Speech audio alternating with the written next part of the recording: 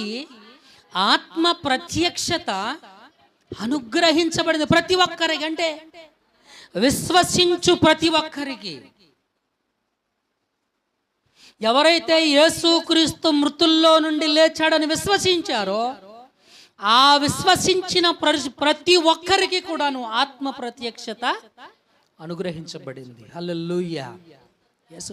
మీరు చెబుతున్నారు మేము యేసుక్రీస్తును నమ్ముతున్నాము అనండి.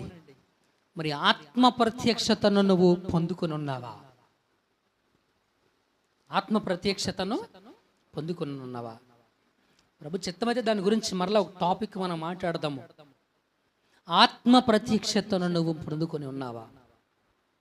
పొందుకొని ఉంటే ఏదో ఒక వరం నీలో ఉండాలిగా, ఏదో ఒక తలాంతు నీలో ఉండాలిగా. నమ్మి బాప్తిజమం పొందిన వాళ్ళు ఏదో ఒక తలాంతు ఉంటుందిగా. మా దగ్గరే ఉందండి,